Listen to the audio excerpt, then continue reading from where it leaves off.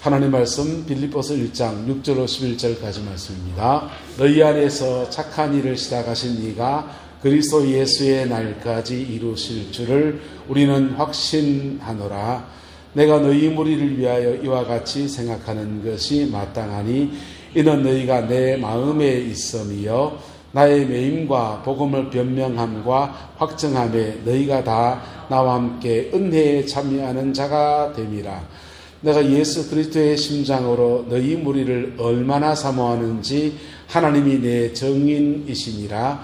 내가 기도하노라. 너희 사랑을 지식과 모든 총명으로 점점 더 풍성하게 하사 너희로 지극히 선한 것을 분별하며 또 진실하여 허물 없이 그리스도의 날까지 이르고 예수 그리스도로 말미암아 의의 열매가 가득하여 하나님의 영광과 찬송이 되기를 원하노라. 아멘.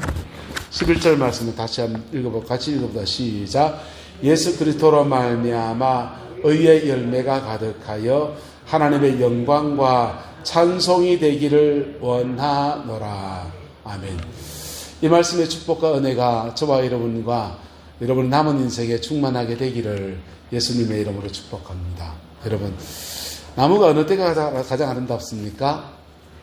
봄나무 어떻습니까?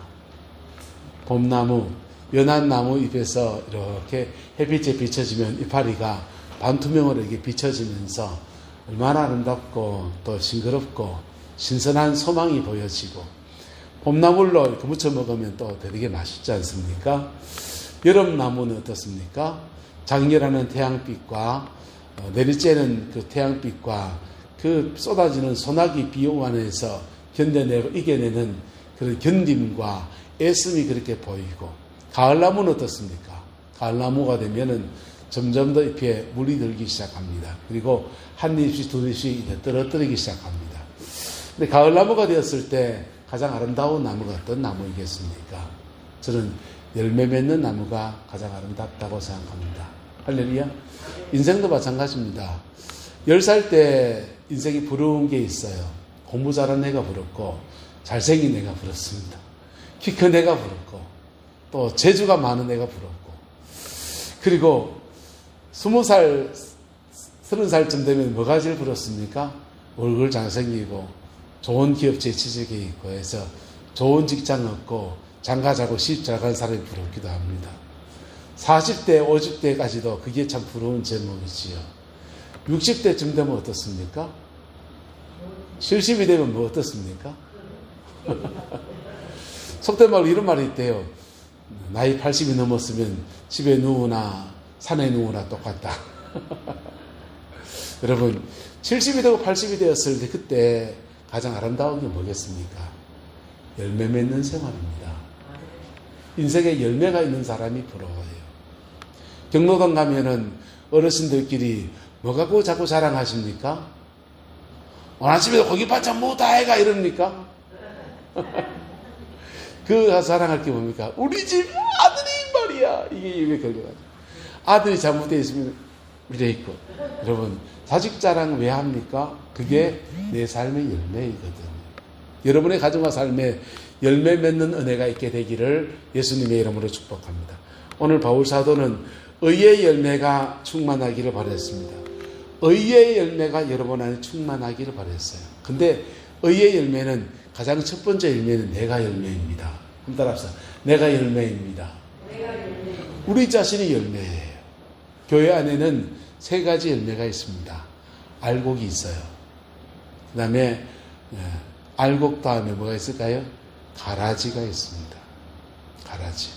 알곡과 가라지는 종자가 달라요.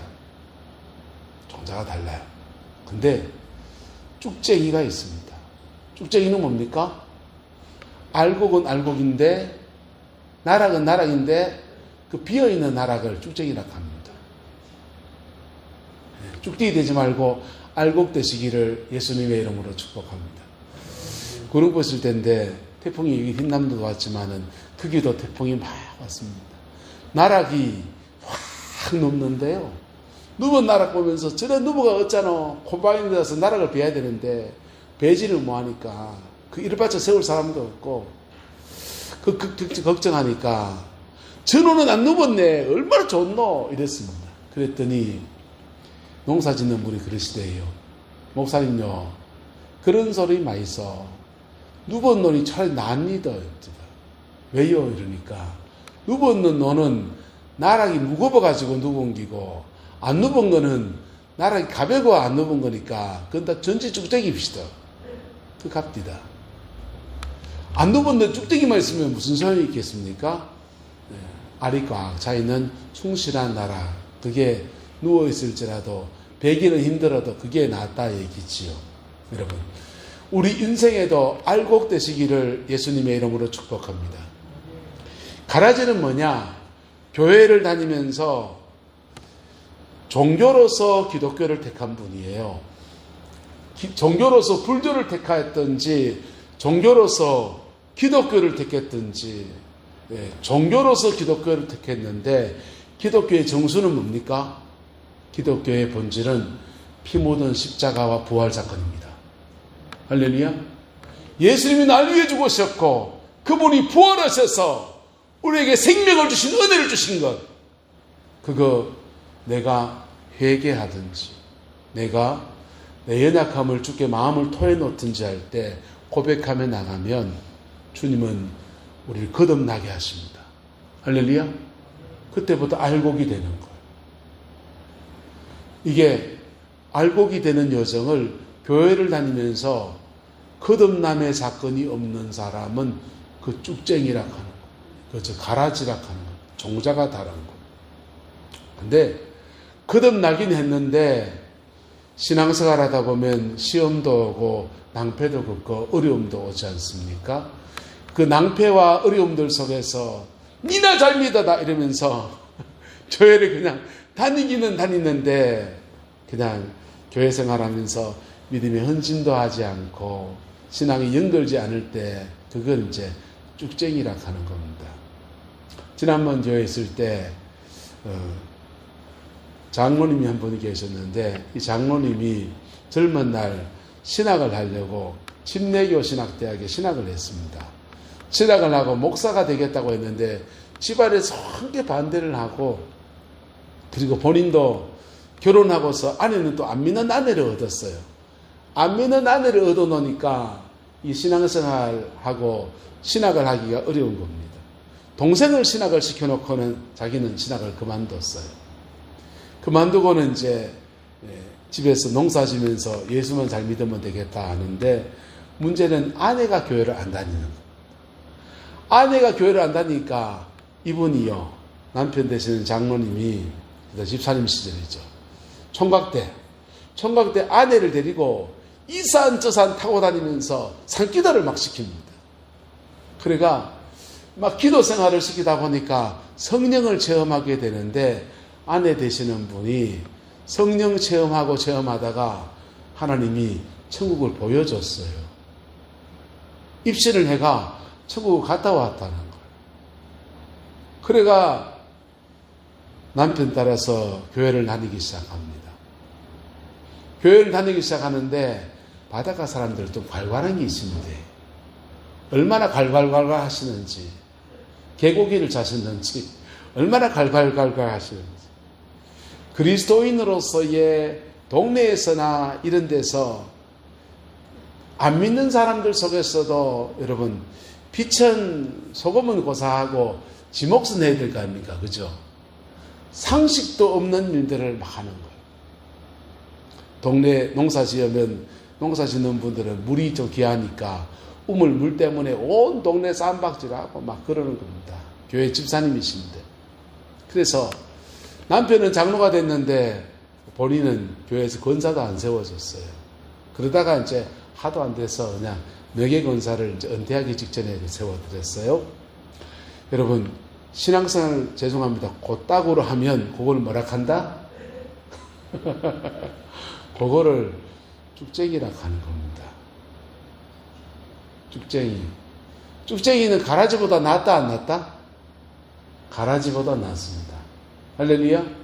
근데 그리스도인으로서 그리스도인 다움을 가지고 살아내면 그를 알곡이라 그럽니다. 옆 사람을 축복합시다. 우리가 알곡입니다. 할렐루야. 예수 안에서 저와 여러분 알곡되시기를 주님의 이름으로 축복합니다. 이 알곡된 사람들에게는 누가 함께 하시냐? 예수 그리스도의 영, 성령이 함께 하시는, 성령이 함께 하셔서 성령 안에서 주님과 함께 살기 시작합니다. 그러면 그렇게 살아가다 보면 그런다고 가정이 변화되어 있습니까? 그런다고 일이 녹록합니까? 무슨 일을 만나든지 만사 형통하리라 했지만은 무슨 일 만나면 낭패당한 십상입니다. 근데 그 문제들 속에 하나님 앞에 엎드리고 씨름하고 그러다 보면 하나씩 정복해 가면서 의의 열매가 그의 삶에 맺어지는 거예요. 할렐루야. 이 사람 축복합시다. 의의 열매를 맺읍시다. 의의 열매 어디서 맺으랍니까? 의의 열매는 제일 첫 번째 맺어야 될 장소는 여러분의 가정이에요. 여러분의 가정 안에서 의의 열매를 맺을 수 있기를 축복합니다. 아내는 아내로서, 남편은 남편으로서, 부모는 부모로서, 자녀는 자녀로서 군군신신 부부자자 각각 자기다움을 가지고 열매를 맺어야 됩니다. 두 번째 맺어야 될 열매는 사역의 열매예요. 저는 목사예요. 목사도 속된 말로 말하면 골 때리는 목사 많습니다. 목사도 목회자의 자리에서 자기가 알곡되어 있고 알곡으로서 하늘의 미랄이 땅에 떨어져 죽지 아니하면 하늘 어떻게 있고 그대로 있고 떨어져 죽으면 많은 열매를 맺느니라 이랬습니다. 목사로서 저는 인해난 제일교회라는 곳에 심겨져야 돼요. 썩어져야 돼요.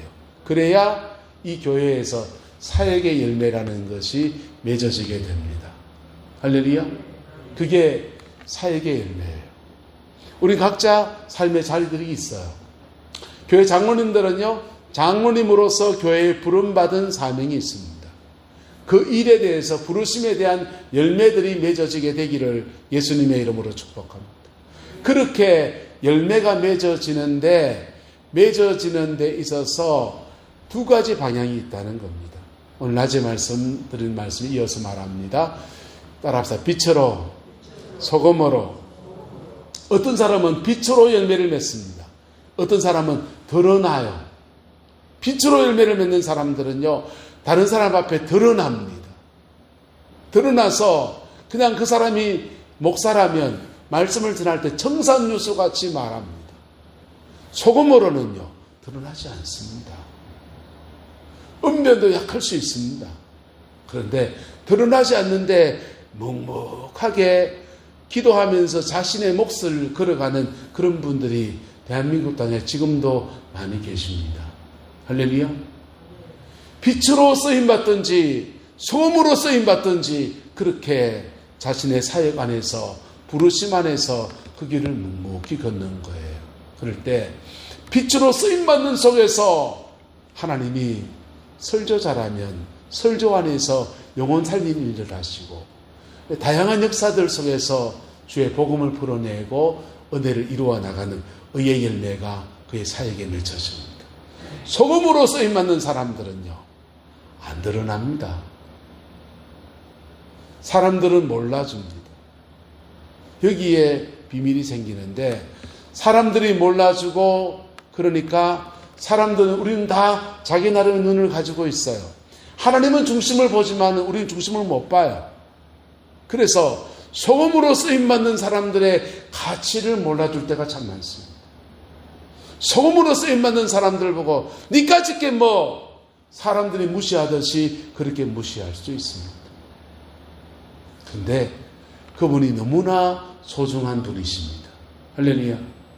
1954년도에 김천의 영문산 기도원에서 큰 성령운동이 일어나서 전 세계 유례가 없는 기도를 통한 부흥운동이 일어났습니다. 기도원 부흥운동이 일어났습니다. 근대의 개신교 부흥운동은 목사님들이 주도가 돼서 설교자인 D.L. 무디, 화이트필드, 미국에 이런 분들이 부흥을 일으켰고 영국엔 요한 웨슬레 같은 사람이 부흥을 일으켰고요. 예? 그랬는데 한국 땅에서는 이름 없는 용문산 기도원의 장로님이었던 나은몽 장로님이 불을 던지기 시작했습니다.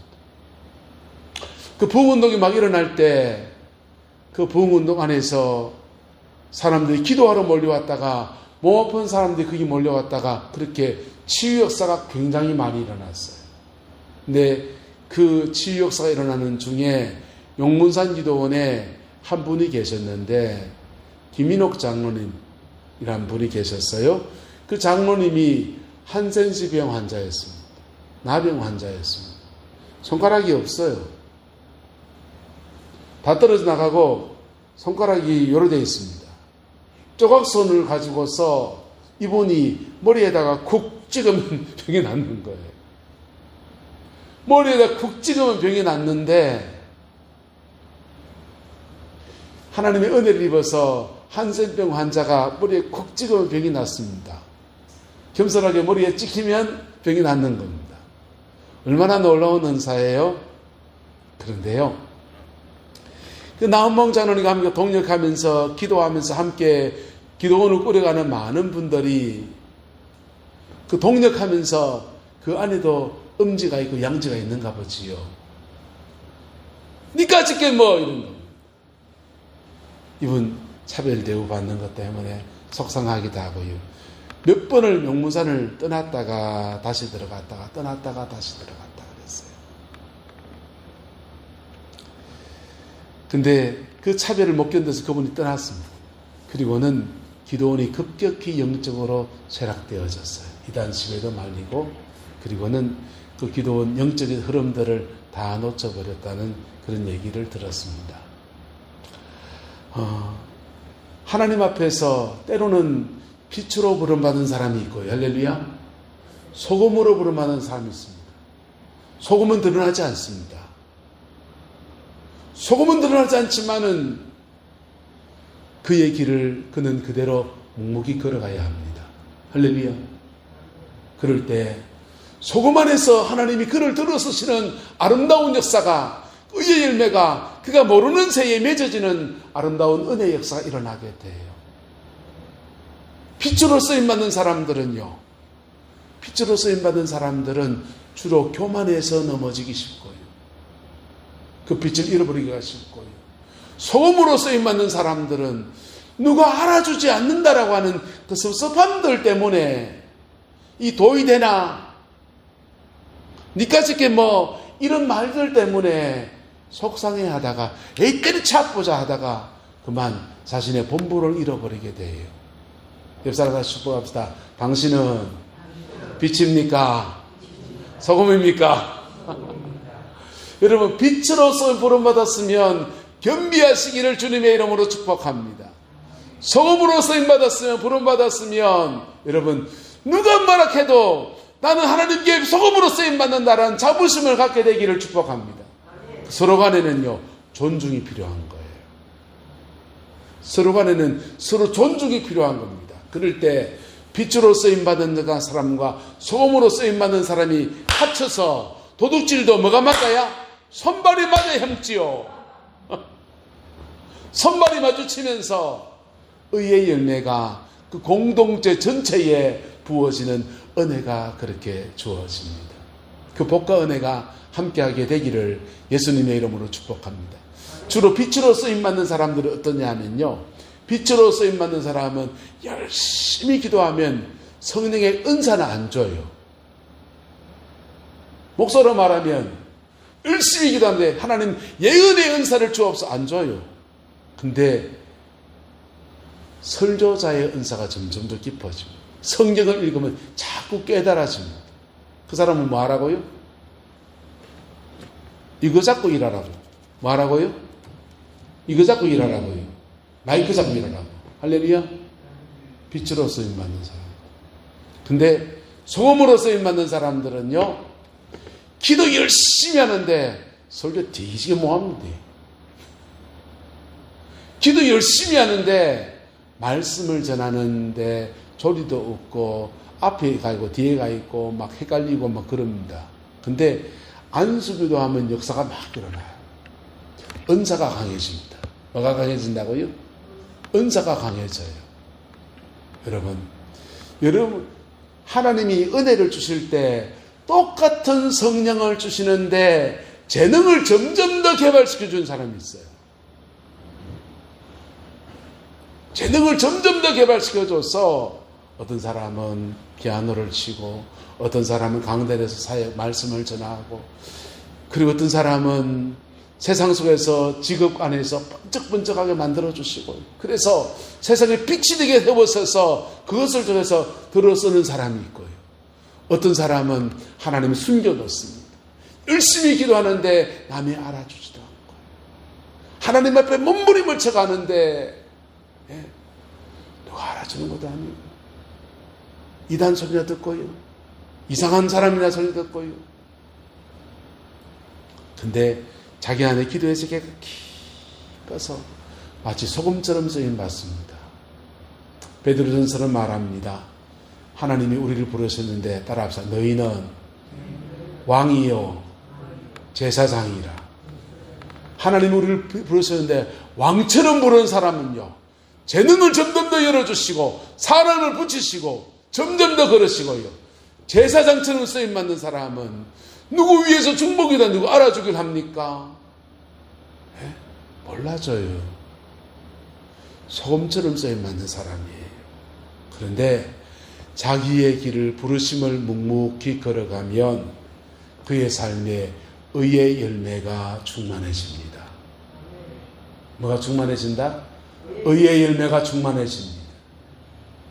그 은혜가 저와 여러분과 함께하게 되기를 예수님의 이름으로 축복합니다. 그 열매는 가정 안에서 맺어져요. 그 열매는 교회 안에서 맺어져요. 그 열매는 내가 부름받은 세상 속에서 맺어져요. 내 삶의 자리 안에서 맺어져요. 의의 열매가 우리의 자녀 손들 안에 맺어져요. 할렐루야. 그 은혜와 축복이 여러분의 가정 안에 충만하게 되기를 예수님의 이름으로 축복합니다. 열매 못 맺으면 어떻게 될까요? 못 맺으면요, 이 말씀은 이루어집니다. 같이 시작. 너희 안에서 착한 일을 시작하신 이가 그리스도 예수의 날까지 이루실 줄을 우리는 확신하노라. 여러분은 구원받아. 나는 구원받아요. 나는 구원받아요. 근데 나를 통해서 하나님이 의의 열매를 더 거두시기 원하시는 가족과 친척, 자녀 손들 안에서 펼쳐지는 이 일들은 어려운 문제인 거예요. 여러분, 어떤 인생을 살기 원합니까? 사진 하나 가져왔는데요, 성막 사진입니다. 이스라엘 백성이 성막에 가면, 성전에 가면 제일 먼저 만나는 것이 번제단입니다. 번제단은 십자가를 상징해요. 십자가에서 회개하는 겁니다. 회개할 게 없다고 느끼신 분들은 마음에 원통하고 은통하고 절통한 것들을 다 고백하세요. 그럴 때 십자가의 은혜가 여러분의 영혼을 거듭나게 만듭니다. 할렐루야. 자, 거듭나게 되면 번제단을 지나고 나면 성소 안으로 들어가요. 성소 안에 들어가면 오른쪽 편에는, 여기 오른쪽 편에 보이는 거 보이죠? 여기 떡상입니다. 떡상이고요, 그 앞에 정면에 보이는 것이 분향단입니다. 보입니까? 여기 분향단입니다. 여기는 촛대예요. 여기 떡상이고요. 보입니까? 포인트로. 이 떡상인데, 이 떡상을 말씀 따라합시다. 말씀. 이 떡상을 말씀이라 그래요. 말씀은, 로고스의 말씀은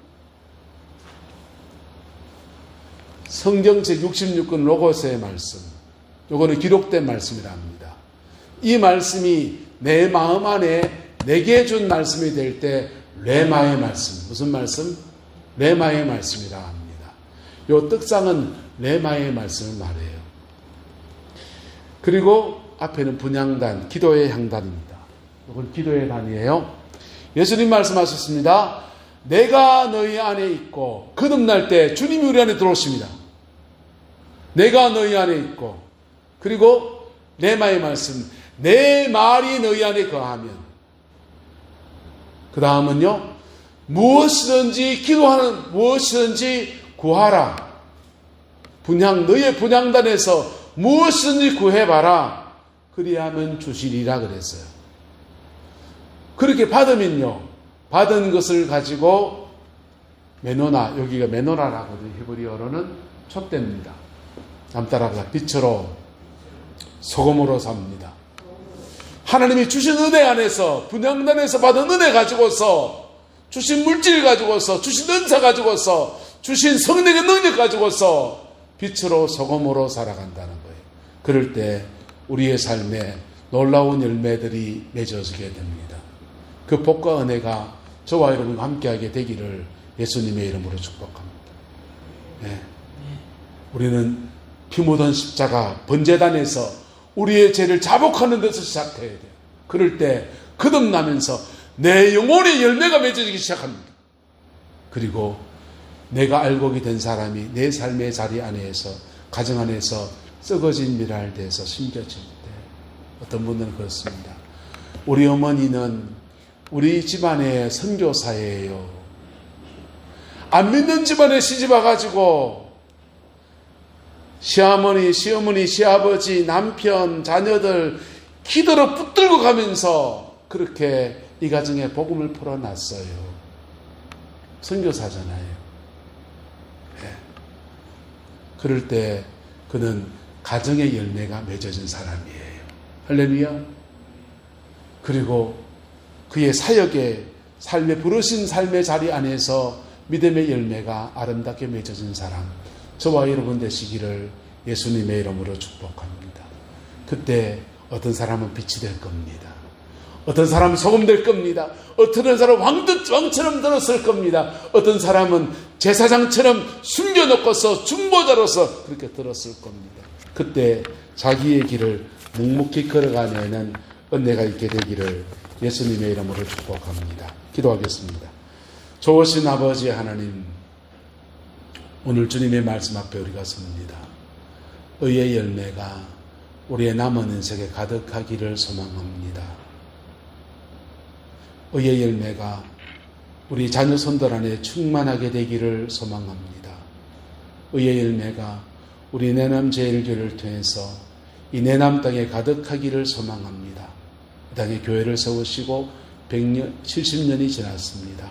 하나님 아버지, 가장 복되고 아름다운 은혜의 대로 회복되어지게 축복하여 주시고, 어린 영혼부터 노년의 영혼까지 그리스도 안에서 영혼을 건져내는 구원의 방주로서의 아름다운 사명을 함께 감당하는 은혜가 있게 축복하여 주옵소서. 이 일의 수종들은 당신의 종들을 축복하여 주시고, 삶의 모든 자리마다 필요한 것을 채워 역사해 주셔서 넘치게 베푸시는 은혜가 있게 주장하여 주옵소서. 여호와께서 한없는 은혜와 사랑으로 함께해 주시기 원합니다. 예수님의 이름으로 축복하며 기도드리옵나이다. 아멘.